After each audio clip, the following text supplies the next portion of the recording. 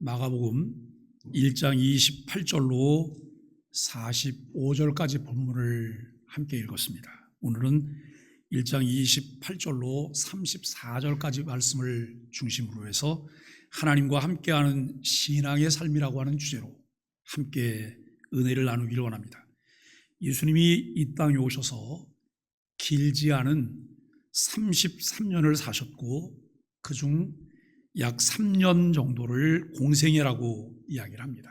이 공생애 기간 동안에 하셨던 예수님의 3대 사역은 가르치시며 천국 복음을 전파하시고 모든 병과 약한 것을 고치시는 것이었습니다. 약한 것을 고치시는 사역 중에 귀신을 쫓아내는 일과 병 고치는 일이 항상 같이 나오는 것을 우리가 보게 되는데요. 아담과 하와의 불순종으로 망가진 창조의 질서를 회복하기 위해서 오신 예수님이 계신 곳에 귀신이나 질병이 함께 있을 수 없습니다. 마가는 예수님의 사역에 초점을 맞추며 베드로의 장모가 열병을 앓고 있는 것과 예수님에 의해서 열병이 떠나고 여자가 그에게 수종 들도라고 말씀하고 있습니다.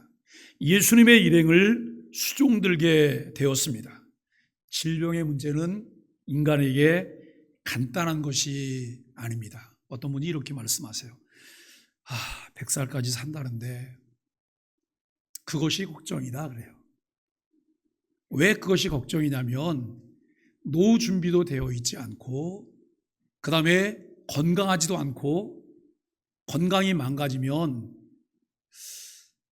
이 병원이나 보호사의 도움을 받을 때 돈이 한 달에 몇백만 원씩 들어간다는데 이게 고통 중에 진짜 고통이다 라고 하는 그런 이야기를 이제 50대 초반인 어떤 분이 그런 이야기를 하세요. 그분이 아마 100살까지 사신다면 그분은 50년 내내 그 걱정과 근심을 안고 사실 거예요. 매일매일 눈을 뜨면 그 걱정이 그분에게 한 짐의 짐을 어깨에 짊어진 것처럼 짓누르게 될 것이다 라고 하는 것입니다. 여러분, 그러나 마가는 예수님께서 원하신다면 당장이라도 해결될 수 있는 간단한 것으로 다루고 있다는 거예요. 우리들이 일상적인 삶에서 만나는 염려와 근심은 결국 무능력의 문제다라고 이야기할 수 있습니다. 능력이 없는 인간에게는 질병이나 어려운 상황은 근심거리지만 세상을 지으시고 다스리시는 주님께는 마음만 먹으면 능히 다스리실 수 있는 문제입니다. 베드로는 주를 믿는 그리스도인들을 향해서, 여기 주를 믿는 그리스도인이에요? 그러면 여러분 누구를 향해서 하는 말이에요? 저와 여러분을 위해서 하는 말씀인데요. 너희 염려를 다 맡겨버리라 라고 말을 해요. 너희 염려를 다 맡겨버리라. 근데 여기 맡겨버린다고 하는 말의 의미를 가장 잘 드러낼 수 있는 것이 무엇인지 아세요? 여러분, 우리가 하루에 몇 차례씩 화장실에 가시죠? 그리고 변기에서 볼일을 봐요. 그리고 난 다음에 뭘 하세요? 물을 쫙 내리시는 거예요. 그러면 이게 그냥 쫙 내려가는 거예요. 그죠? 그런데 그거 내려갈 때 아까워서 그냥 부들부들 떠시는 분 혹시 계세요? 저거 내 건데. 여기 맡겨버리라고 하는 말은 그런 의미예요. 완전히 떠나보내라는 거예요. 너희 염려를 다 주께 맡겨버리라. 우리가 해결하지도 못하면서 내가 어떻게 할 수도 없으면서 마치 그것을 내가 어떻게 해야 되는 것이냐 내가 가지고 있다는 거예요. 그런데 성경은 우리에게 그 염려를 누구에게 맡기라고요? 염려를 주님께 맡기라라고 말씀하고 있습니다. 인간이 짊어진 모든 염려와 근심이 예수님께는 아무것도 아니라는 것에 대한 믿음 때문에 미련 없이 맡겨버리라고 말을 해요. 숨가쁘게 다가오는 문제들을 내 능력으로만 해결하려고 하는데 한계가 있어요. 제가 학교 교장을 할 때 아이들이 다 자존감이 낮은 아이들이에요. 어디 가서 우기고 싸우고 덤비고 하는 데는 그다지 뒤지지 않지만 자존감이 너무나 낮아서 자기를 잘 드러내지 못하는 그런 아이들이거든요. 그런데 이 아이들에게 제가 물어봐요. 너 잘할 수 있는 게 뭐니? 없대요. 잘할 수 있는 게 없다는 거예요. 제가 아이들이 잘할 만한 것들을 한 서너 가지를 꺼내서 얘기해봐요. 요거는 어때? 그건 조금 할 줄 알아요. 이거는 어때? 그건 자신 있어요. 그런데 너가 할 수 없는 것 가지고 경쟁을 한다고 하면 매번 뒤지겠지?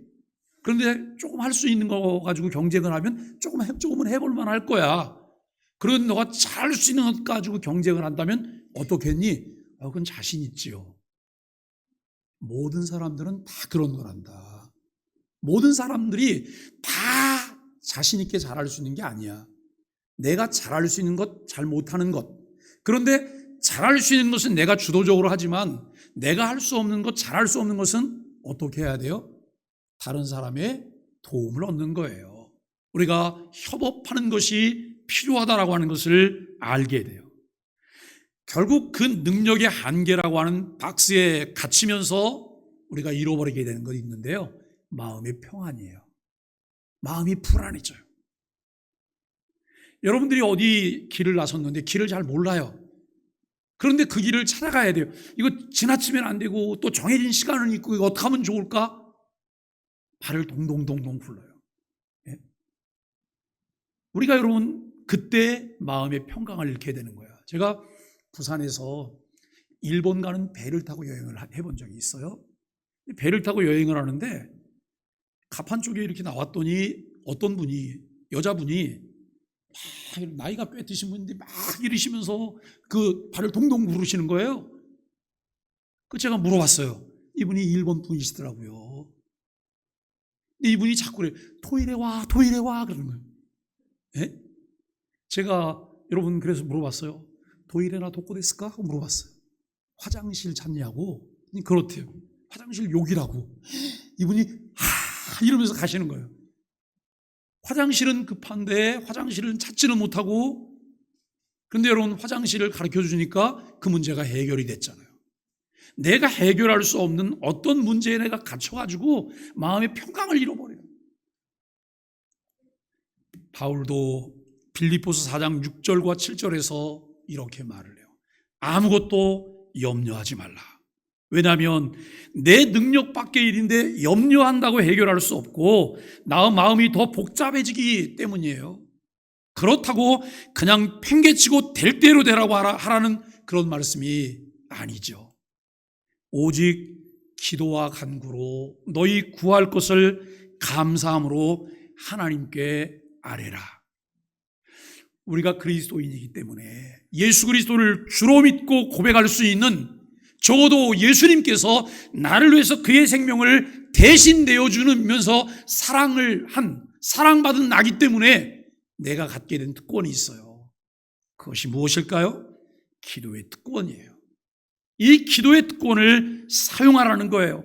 그 문제를 있는 그대로 주님께로 가지고 와서 그 모든 것을 다 맡겨버리고 그 상황에 개입하실 수 있는 하나님께 감사함으로 기도하라는 거예요. 연세가 드시고 다 퇴직하시고 집에만 있으면 시간이 잘 안 가세요. 지루해요. 그런데 그 지루한 틈을 타서 내게 와서 소곤소곤 하면서 친구를 하는 것이 있어요. 그게 뭐냐면 그게 고민이라는 친구예요. 염려라는 친구고요. 공상이라고 하는 친구인데 좋은 공상은 하나도 와서 친구 안 하고 그 미래에 대한 그냥 많은 염려에 대한 공상만 하게 되는 친구가 와서 자리를 잡아요. 그래서 속삭 얘기를 해요. 근데 여러분 그 말을 아무것도 안 하고 아무 일도 안 벌어졌는데 마음이 무겁기 시작하는 거예요. 두려워요. 떨려요. 이게 우리들의 삶일 수 있다는 거예요. 그런데 그리스도인과 그리스도인이 아닌 사람, 명목상 그리스도인과 주님과 친밀한 관계를 유지하고 있는 신실한 그리스도인의 차이는 어떻게 나타날까요? 내 마음을 아무 것에게나 맡기지 않는다는 거예요. 내 마음에 아무 것이나 와서 침구하도록 방치하지 않는다는 거예요. 오늘 말씀 가운데 오직 기도와 간구로 너희 구할 것을 감사함으로 하나님께 아뢰라고 하신 말씀을 기억해요. 그냥 진공 상태로 내버려 두지 않아요. 그냥 염려와 근심의 상태로 내버려 두지 않아요. 하나님께 입을 열면 감사합니다요. 주여 감사합니다. 오늘도 눈을 뜨게 하시니 감사합니다. 오늘도 내 수족을 사용해서 내가 일을 할 수 있고 걸을 수 있으니 하나님 감사합니다. 나이가 들어감에도 불구하고 아직 소녀 같은 마음을 주시니 감사합니다. 제가 깜짝 놀랐어요.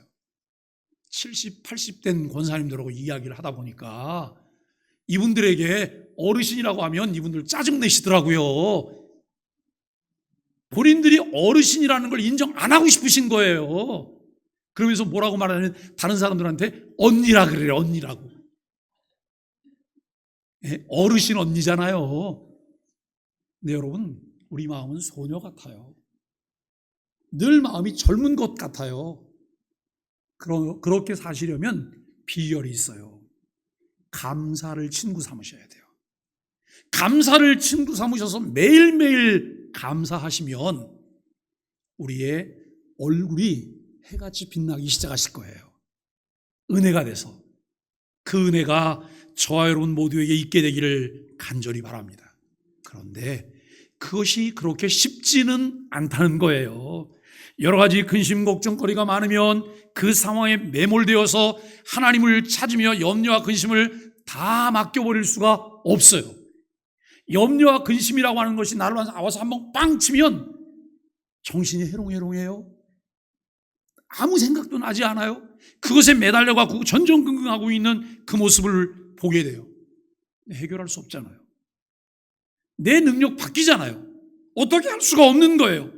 그래서 우리에게 필요한 것은 하나님을 경험하는 크고 작은 일들이에요.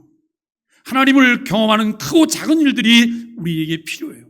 크고 작은 문제들 속에 하나님께서 개입하시면 어떤 일이 벌어지는지를 경험할 수 있을 때 우리는 그 상황에 갇히지 않아요. 하나님을 찾게 돼요. 성경은 우리에게 이렇게 말씀하세요. 그리하면 모든 지각에 뛰어난 하나님의 은혜와 평강이 너희 마음과 생각을 지키시리라. 여러분 아멘이신가요? 아멘이시잖아요. 그리하면 그래요. 이 그리하면은 앞에 어떤 내용이 있었다는 거예요. 그 내용이 뭐예요? 아무것도 염려하지 말고 오직 모든 일에 기도와 간구로 너희 구할 것을 감사함으로 하나님께 아뢰라는 거예요. 그리하면 모든 지각에 뛰어난 하나님의 은혜와 평강이 너희 마음과 생각을 지키시리라고 말씀하세요. 이거 누가 하시는 말씀이에요? 하나님이 누구에게 하시는 말씀이죠? 누구에게 하시는 말씀이에요? 제게 하시는 말씀이에요? 내게 하시는 말씀이에요. 하나님의 사랑을 입은, 하나님을 사랑하고 싶은, 그 사랑받고 싶고 그 사랑 속에 살고 싶은 나를 향해서 주시는 주님의 말씀이시라는 거예요. 그렇습니다. 염려하지 않고 하나님께 기도와 간구로 감사함으로 아뢰며 다 맡겨버릴 때 하나님이 역사하시며 일하십니다. 여러분, 하나님은 옛날에만 일하셨잖아요. 그죠? 하나님은 옛날에만 역사하시지 않았어요? 광야 이스라엘 가운데서만 역사하셨죠? 그 하나님 지금 돌아가시지 않으셨어요? 연세가 너무 많으셔서. 혹시 그렇게 생각하고 계신 건 아닐까요? 여러분 다 함께 좀 따라해 주시기를 바랍니다. 하나님은 살아계십니다. 하나님은 지금도 역사하십니다. 하나님은 우리를 사랑하십니다. 여러분 그 사실 믿으세요? 이것을 한시도 잊으시면 안 돼요. 지금도 살아계셔서 섭리하시는 하나님, 역사하시는 하나님을 우리가 고백해야 합니다. 이와 같은 것을 경험하는 크고 작은 일들이 우리로 하여금 하나님이 함께 하시는 신앙과 삶이 가능하게 합니다. 평안을 얻는 지혜는 우리가 주님을 믿고 의지할 때 우리 안에 이루어집니다. 여러분, 복음서가 4권이에요. 마태, 마가, 누가, 요한. 그런데 이 4권의 복음서는 복음서마다 주제가 있어요. 마태복음은 왕으로 오신 예수, 마가복음은 종으로 오신 예수, 누가복음은 완전한 사람으로 오신 예수, 요한복음은 하나님의 아들 예수를 우리에게 주제로 보여주고 있어요. 마가복음은 예수님이 이 세상을 섬기러 왔다고 하는 것을 강조하고 있거든요. 그래서 마가복음 10장 45절에 보면 인자가 온 것은 섬김을 받으려 함이 아니라 도리어 섬기려 하고 자기 목숨을 많은 사람의 대속물로 주려 함이니라고 말씀하고 있어요. 예수님 뭐 하기 위해서 오셨다고요? 섬기는. 예수님이 섬기기 위해서 오셨어요. 그런데 그냥 섬김이 그냥 수발드는 정도가 아니에요. 자기 생명을 대속물로 주기 위해서 예수님이 오셨다는 거예요. 섬긴다는 말씀에 쓰인 단어가 디아코네오라고 하는 헬라어 낱말을 쓰고 있어요. 그런데 열병을 고침받은 베드로의 장모가 예수님의 일행을 수종 들었다라고 말을 해요. 열병을 고침받고 난 다음에 예수님의 일행을 수종 들었다고 할 때 이 수종 든다고 하는 단어가 디아코네오라고 하는 그런 같은 단어를 쓰고 있다는 거예요. 예수님이 섬기기 위해서 오신 분인데 그 예수님을 통해서 고침을 받은 은혜를 입은 베드로의 장모도 뭘 하게 됐다고요? 섬기게 되었다는 거예요. 여러분, 이것이 진짜 신앙인 거예요. 신앙은 강요가 아니에요. 신앙은 강제가 아니에요. 신앙은 특권입니다. 어떤 사람의 특권이에요? 은혜를 입은 사람의 특권이에요. 하나님을 사랑하는 자, 하나님의 사랑을 받는 자들의 특권이에요. 누가 섬길 수 있을까요? 그 은혜를 깨닫고 경험한 사람들이 섬길 수 있습니다. 많은 사람들이 오랜 시간 교회를 다니지만 주어진 문제를 해결할 수 있는 방법을 알지 못하고 그저 때를 쓰면 해결이 된다고 생각하며 급할 때 문제 해결을 위해 기도해요. 작정 기도를 시작하셨대요. 그래서 왜 작정 기도를 시작하셨냐고. 무슨 문제가 생겼대요? 근데 여러분, 저는 그때 작정 기도하지 말라 그래요. 그때 작정 기도는 본인에게 도움이 되질 않아요. 하나님만 귀찮게 해요. 여러분, 그때는 작정 기도가 아니에요. 내 신앙을 점검하는 거예요. 하나님과의 관계를 점검하는 거예요. 관계를 점검하고 그 관계 속에서 하나님이 내 삶 가운데 개입하시고 이루실 일들을 우리가 바라보아야 돼요. 한 가지 명확한 것은 이거예요. 하나님은 나보다도 나를 더 잘 아세요. 그리고 나보다도 나를 더 사랑하는 방법을 잘 알고 계세요. 내게 뭐가 필요한지 나보다 더 잘 알고 계시기 때문에 하나님께서는 늘 우리의 필요를 공급해 주세요. 왜요? 왜 하나님이 우리의 필요를 공급해 주세요? 왜 공급해 주시죠? 뭐 어렵게 생각할 것 없어요. 아버지시니까. 그렇잖아요. 아버지시니까 내 필요를 공급하시는 거예요. 여러분, 부모가 자녀들을 안 쳐다보는 것 같죠? 다 보고 있어요. 자기에게 능력이 없기 때문에 여러분 드러내면서 말하지는 않지만 내 자녀에게 뭐가 필요한지를 다 알고 있어요. 내가 뭘 줘야 할 때, 어떤 것을 해결해 줘야 할 때 부모는 자녀가 얘기를 하지 않아도 그 일에 개입을 하는 거예요. 하나님이 우리의 그런 아버지세요. 그냥 불러도 대답이 없는 멀리만 있는 하나님이라고 생각하세요? 하나님은 늘 우리와 함께 하시는 친밀한 하나님 아버지이신 것을 우리는 믿어야 합니다. 예수님을 자신의 어떤 결핍을 채우기 위한 수단으로만 생각하기 때문에 신앙과 삶이 얄팍할 수밖에 없어요. 문제가 생겼을 때, 급할 때 하나님이라고 하는 카드를 사용하려고 해요? 예수 그리스도를 끌어오려고 해요? 여러분, 그것이 아닙니다. 기독교 신앙과 삶은 성경의 가르침을 배우고 따를 때 하나님을 경험할 수 있으며 그 안에 있는 참된 생명과 그 생명이 자라나며 약동하는 것을 경험하게 됩니다. 마가는 방금 전까지도 열병으로 고생하던 여인을 낫게 해주심으로 예수님을 섬기기 시작했음을 말하고 있습니다. 예수님께서 회당에서 여러 귀신 들린 사람을 하나님의 아들의 권위로 낫게 하신 것처럼 베드로의 장모도 예수님의 권위로 고치셨어요. 그럼 베드로의 장모가 열병이 걸렸는데요, 베드로가 예수님에게 고쳐달라고 말한 게 아니에요. 이 장모도 예수님에게 고쳐달라고 말한 게 아니에요. 주변 사람들이 예수님에게 이 베드로의 장모가 열병에 걸렸다고 그냥 이야기했어요. 예수님 별 반응이 없으세요. 그런데 여러분, 예수님께서 그 병을 낫게 하셨어요. 마가는 매우 의도적으로 주님의 권위를 설명하기 위해서 이 본문을 이곳에 배치한 것을 알게 돼요. 성경을 읽는 모든 이들에게 예수님이 누구신지를 알고 믿게 하기 위한 의도라고 하는 거예요.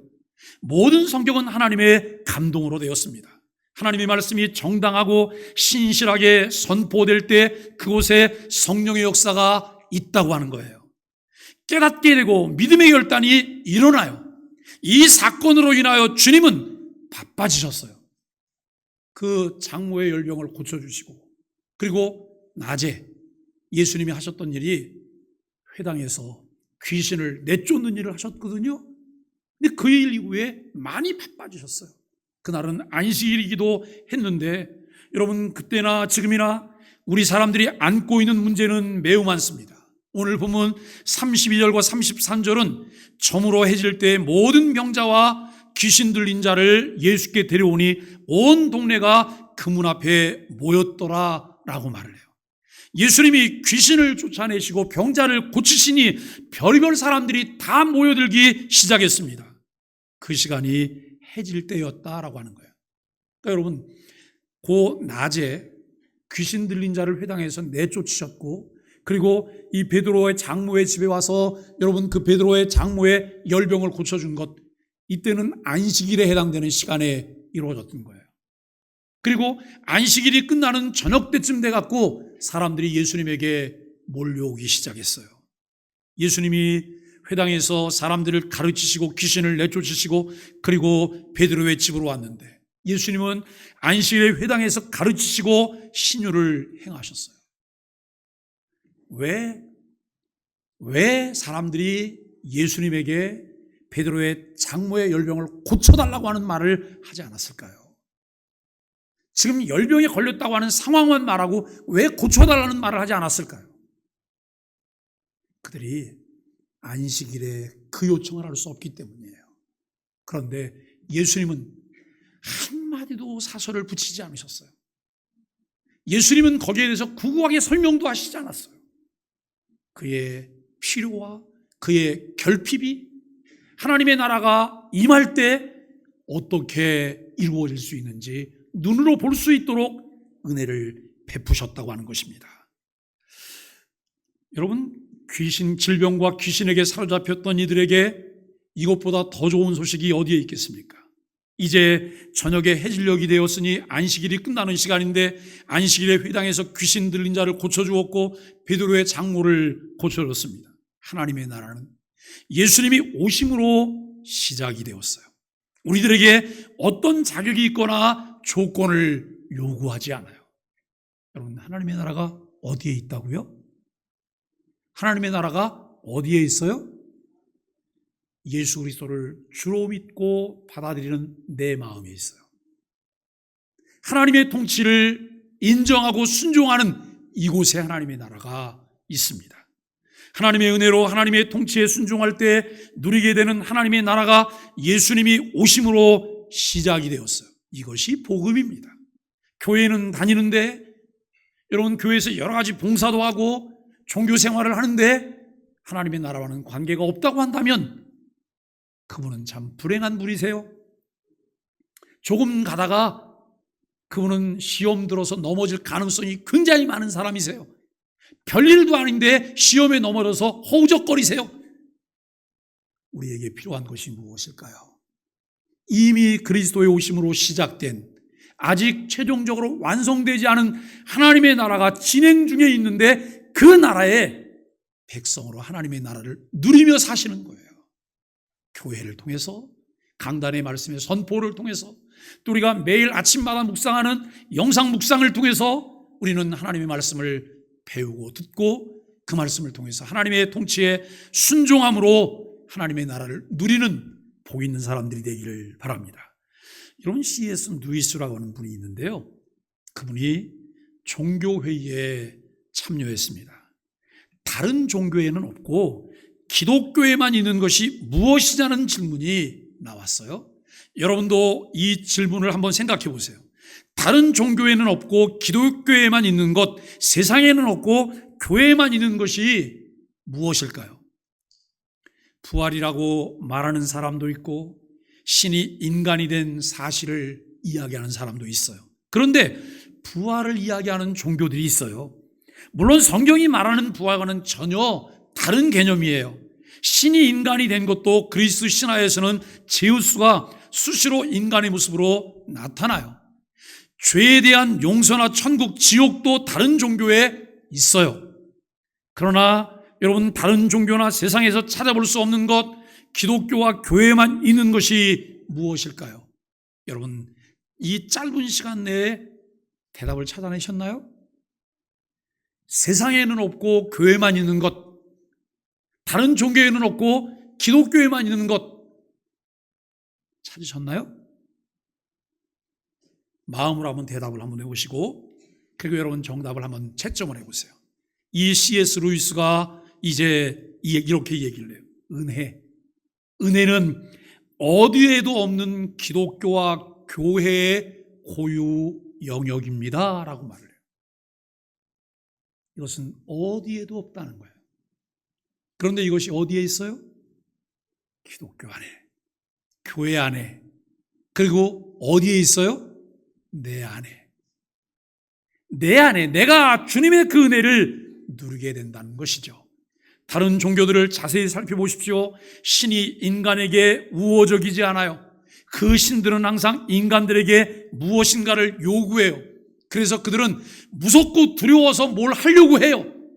그런데 오늘날 그 관성을 버리지 못한 교회 다니는 사람들 중에도 무서워서 뭘 하려고 해요.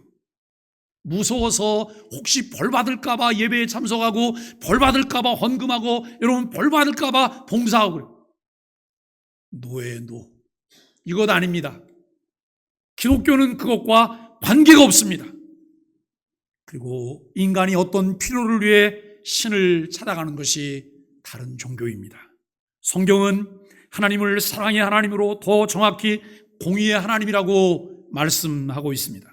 로마서 5장 8절에서 바울은 우리가 아직 죄인 되었을 때 그리스도께서 우리를 위하여 죽으심으로 하나님께서 우리에게 대한 자기의 사랑을 확증하셨느니라고 말씀합니다. 죄와 허물로 영원히 죽었던 인간을 찾아오셨고, 무조건적인 선택을 통해서 일방적인 사랑을 주신 하나님의 은혜입니다. 기독교 신앙은 은혜로 주어졌습니다. 우리가 구원받은 하나님의 자녀가 된 것도 하나님의 은혜였습니다. 우리의 교회 생활이 즐겁지 않고 행복하지 않은 이유가 은혜가 없는 교회 생활 때문은 아닐까요? 내 마음에 그 은혜가 없기 때문에 교회 생활이 행복하지 않은 것은 아닐까요? 1%라도 자력 구원이 가능했다면 우리가 할 수 있는 것이 있습니다. 그러나 성경은 분명 죄와 허물로 영원히 죽었던 우리들이라고 말하고 있습니다. 예수님을 만났고 그 예수님을 통해 병이 나은 사람, 귀신에게서 나음을 받은 사람은 그야말로 복음을 경험하면서도 복음이 무엇인지 몰랐을 수도 있습니다. 제자로 부름받아 이 일을 지켜본 사람들은 사람을 낚는 어부가 되는 것이 어떤 것인지, 이 땅에 이미 시작된 하나님의 나라가 어떤 나라인지 알아야 했습니다. 믿음은 하나님 말씀을 들음으로 생성이 됩니다.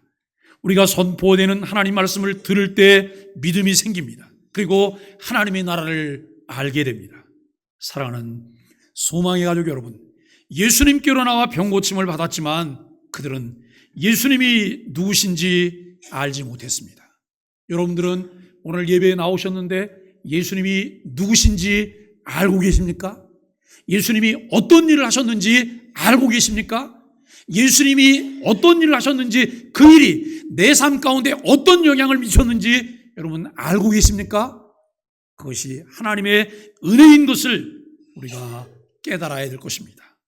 여러분, 그 병나음을 받았던 귀신으로부터 나음을 받았던 여러분, 그들은 괴롭히던 문제를 해결해 주시는 사람으로 예수님을 생각했을 수도 있을 것입니다. 그런데 귀신은 그가 누구인지 어떤 권세를 가진 자인지 자신들의 운명에 어떤 영향을 끼치게 될지를 알고 있었다는 거예요. 예수님께서 귀신들이 말하는 것을 허락하지 않습니다. 예수님은 이 땅에 오신 목적이 섬기기 위해서 오셨습니다. 그 예수님의 섬김은 마귀의 일을 멸하는 것이고 우리를 구원하시는 것입니다. 가버나움 회당에서 귀신을 내쫓으실 때도, 귀신이 예수님이 누구신지 알아보았을 때도 예수님은 똑같이 말씀하셨어요. 잠잠하라. 귀신아, 잠잠하라. 귀신아, 떠들지 마라. 예수님이 이렇게 말씀하셨습니다. 예수님을 전하는 것은 아무에게나 맡겨진 것이 아닙니다. 은혜를 입은 사람들에게 그 일이 맡겨졌습니다. 사람을 낚는 어부로 부름받은 사람들이 바로 그 사람들입니다. 나를 따라오너라. 내가 너희로 사람을 낚는 어부가 되게 하리라. 예수님께서 시몬과 그의 형제 안드레와 세베대의 아들 요한과 야고보를 제자로 부르셨습니다.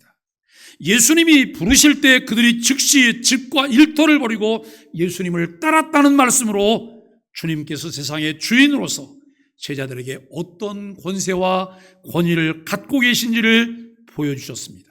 제자들이 그와 같은 광경을 보며 그 자리에 머물러서는 안 됩니다. 이미 이 땅에 하나님의 나라가 시작되었기 때문에 일어나는 일이라고 하는 것을 보아야 합니다. 제자들은 자신들이 그 나라를 위하여 부름받았다는 것을 알아야 합니다. 우리에게 자신을 대속물로 주시기 위해 오셔서 십자가에 죽기까지 희생하시며 섬기신 예수님, 그 예수님을 만난 베드로의 장모가 수종들며 섬겼던 것처럼 하나님의 나라를 선포하는 예수님을 만난 우리들 역시 하나님의 나라를 선포하며 섬기는 사람들, 디아코네아 하는 사람들이어야 한다라고 하는 말씀입니다. 예수 그리스도의 복음의 가치가 이끄는 삶, 지역사회와 함께하는 사랑의 삶을 나누는 공동체, 이것이 어떻게 가능할 수 있을까요? 어제 우리 교회 옥상에 사람들이 한 100명 정도 모였어요. 다 교회 밖에 사람들이에요. 어제 옥상에서 안산시 체육회가 주관하는 제1회 유소년 풋살대회가 열렸거든요. 교회를 모르는 많은 분들이 오셨어요. 왜 교회가 우리가 가지고 있는 자원들을 밖으로 공개를 해야 할까요? 왜 밖으로 나눠야 할까요? 때로는 귀찮은 일도 있어요. 어려운 일도 있어요.